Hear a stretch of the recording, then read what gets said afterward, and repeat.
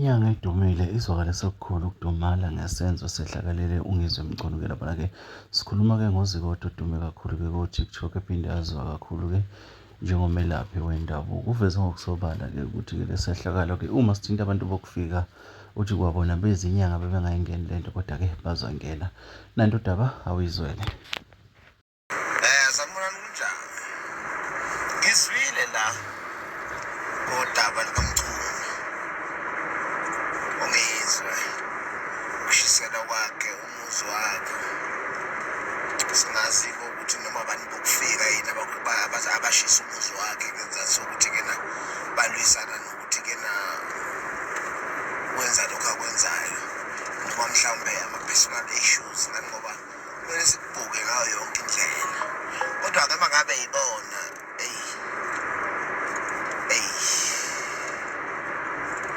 uma ngabe ibona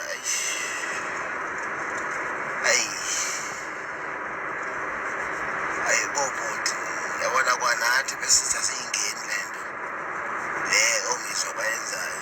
Ngathi kuzosukuma thina silele madoda, ngathi kuzosukuma thina kusilele madoda. Ake ngikusho nje lokhu ngoba mina-ke bafowethu ngiye ngife lapho kufa khona umfowethu, ngiye ngife lapho afa khona. Kufana nalento eyenziwa iMelika la ukuthi babulale opresident bamazwe. Mina ngingafa naye lowo president okugcina ifisa. Ayingeke kufane. Mina ngingafa naye lowo president. Yabona ngakhala iyembezi bebulala uMuwakadafi ngathi ayibafana akusengizuma ngalo sikhathi waye upresident la ngathi mina bafana bezongibulala naye ngoba vele ngidela kufa nje mina. Uyabona ave kubuhlungu-ke insizwa zawethu uma ngabe ngempela yinini enenze lokho zinsizwa zokufika akuwona ama-personal issues wakho. Kubuhlungu-ke insizwa zawethu, kodwa-ke sizolithola iqiniso.